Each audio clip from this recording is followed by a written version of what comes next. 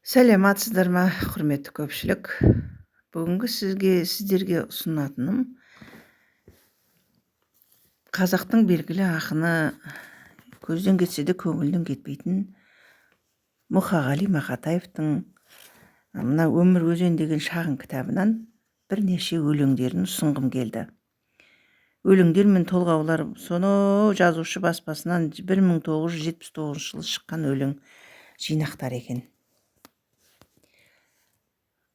Ұсынатын бедім, ұсынбайтын бедім, оқитын бедім, оқымайтын бедім, қазіргі заманға лайықты ақиқаттың не екенін, сынап мінеп тиіскенің не екенін, болашақта өмірдің қандай болатынын сол кезде айтса да, қазіргі кезеңмен дәл келіп тұр. Соған қарағанда Мұқағали Мақатаев атамыз тек қана ақын емес, көріпкелдігі де болған-ау. Ақиқаттың ауылы деп аталады бірінші өлеңі.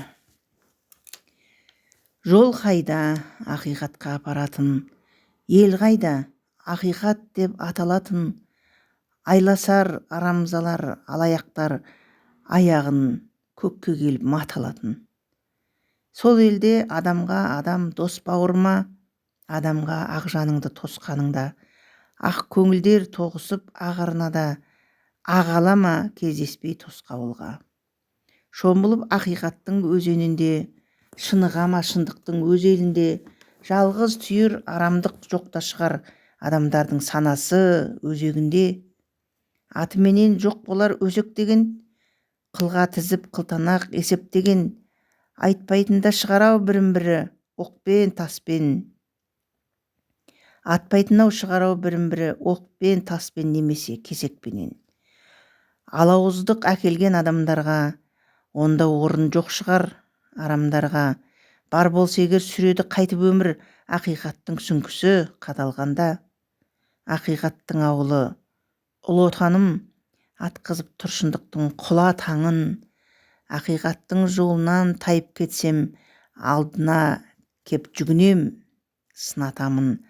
Не десе де ұлы отан ұнатамын деген екен. Күн батты дейтінде осы бір қысқа өлеңі сай келіп тұрған секілді, қабыл алыңыздар. Күн батты, міне кешкірді, жанымнан бір үн естілді. Рахатқа бола 5 күнгі ренжіте көрме ешкімді. Тағы да бір күн кешкірген, тағы да бір үн естілген. Азаматсың ғой ескірген, жауласы көрме ешкіммен. Бүгінде міне түн келді, құлаққа таныс үн келді. Адасып өмір сүрменді, аулаққа салғын іргеңді. Сау еді санам тегінде, жынданар осы шегім бе? Еркімді алды менің не, өмірме әлде өлім бе? Үрейді бір сәт ұмыттым, өзімнен өзім сырықтым, өзіме өзім сыбырлап, өсиет айтып тұрыппын. Шегі де бар ғой төзудің, келіп тұр енді көз ілгім, жынданып бір күн кетермін, жетегіне ерсем сезімнің, деген екен. Сынауға тіптен құмар кім көрінген дегенде бір өлеңі бар екен. Сынамайтын адам жоқ, сыналмайтын да адам жоқ секілді. Сынауға тіптен құмар кім көрінген, әйтеуір кінә тауып бір жеріңнен, сырласып отырамын ондайда мен, мазасыз күндеріммен, түндеріммен. Айтса айтсын айыбымды, бетке қарып, қайтемін қаламымды кекке малып, арамшөптің орнында гүлді қырқып, әйтеуір жүргенім жоқ, кетпен алып. Басымнан кемшіліктер өткен анық, несіне өкпелеймін, көпкен алып. Ащы жырым құйылса өтке барып, ашырқанып алайда сөкпе халық, шарам толы шаттығым мұңымды айтпай, шау тартатын жайым жоқ шетте қалып. Өтсе өтсін, басыма бақ бұйырмай, тіл кесілмей, тұрсы екен жақ қиылмай, енді менің күнелтер жағдайым жоқ, шығыршықта айналған ақ тиындай. Әйтеуір кінә тауып бір жеріңнен, Сынауға тіптен құмар кім көрінген, бірақ та білесің бе, ей, кім көрінген? Айтсын деп ақиқатты тіл берілген. Міне ақиқат жайлы Мұқағали атамыздың бір топ өлеңдері. Тағы да бір қызық өлеңі бар екен, өте мағыналы, керемет. Оқи берсең шыға береді екен. Жас күнімізде мән бермеппіз. Енді ұғынып, түсініп, ойланып оқитын жырлар екен. Сүрініп кетпе. Сүрініп кетпе, сүрініп кетсең болғаны, дей бергін досым, басыңа қырсық орнады. Адам дегеннің аяқ астынан сорлауы, аңдамай басып, сүрініп кетсе болғаны. Аңдамай кейде басамыздағы кердеңдеп, құлап жатамыз, аяқ қолымыз ербіңдеп. Сүрініп алып, есіміз қайта келгенде, жоғалған сәтті іздейміз тағы жерден кеп. Таппайсың оны, тартасың азап сан жылдар, аттай алмайсың, қолғауың мүмкін алдың жар. Не істесем екен сендерге, сүрініп кетіп, бүлініп жүрген тағдырлар. Міне қандай керемет өлең.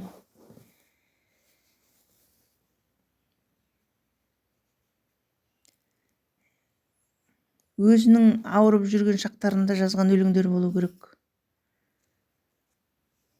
Өзі жайлы, естеліктер жайлы жазатын шығар, еске алатын шығар деген өлеңдері де бар. Оны кейінірек оқып берейін сіздерге. Келесі бір өлеңі. Тірі жүрсек, біз көреміз талайды, жаңа жылды, жаңа күнді, жаңа айды. Ұзағырақ өмір болса жарайды, түнде келер таңда атар арайлы. Біз көреміз керемет бір шақтарды, мың қуарып, мың гүлденген бақтарды. Ақыр түбі ақылдылар үйретер, арамтамақ азғын ақымақтарды. Айла өліп, сезім менен сана шат, жауыздықта жатпас сірә жара сап. Адамзатты мәңгі бақи әлдилер, ақыр түбі ақыл менен парасат. Ақиқаттың жаңа жылы туғанда, ада болар арамзалар қулар да, жәннат болып жатар менің жан өлкем, жаманшылық жолай қоймас бұл маңға.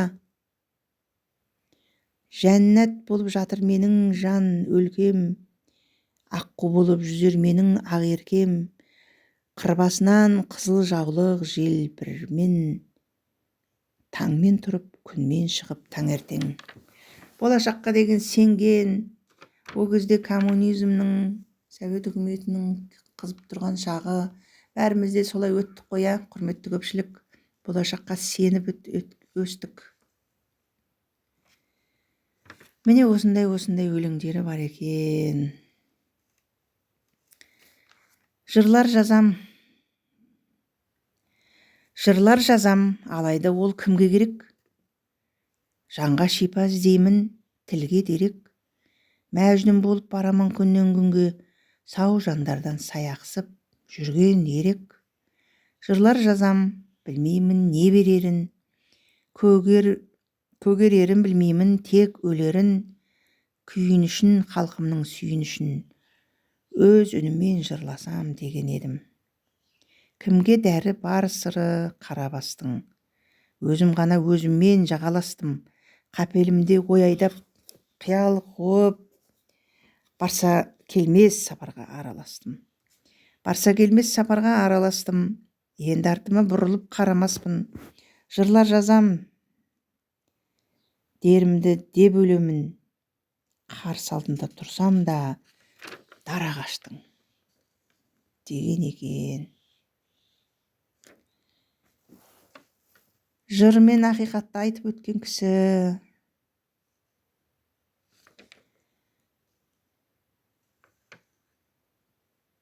Өзінің елін, жерін, Қазақстаным деп өткен кісі екен. Қазір ғой біз міне 30 жыл егемендіктен кейін 30 жыл өмір сүріп, ештемеге жетпегендіктен, ештемеге сеніміміз де жоқ, ешқандай болашағымыз жоқ сияқты болып көрінеді. Соңында Қазақстан деген бір өлеңін оқып берейін. Жақсы атанды демессің сүйем десем, табынатын тәңірім ем десен, адам болып күн кешу қиын маған, арқа тұтып өзіңе сүйенбесем. Сен менің сүйегіммен қанымдасың, жанымдасың, ұятым арымдасың, саған деген махаббат дамылдасын, тек сенің топырағыңды жамылғасын. Өзіңше түсің де ерек, ісің де ерек, сырым бар саған айтар ішімде көп. Қомағай көзімді бір тойдыра алмай, қорқамын, бәр осының түсінбе деп.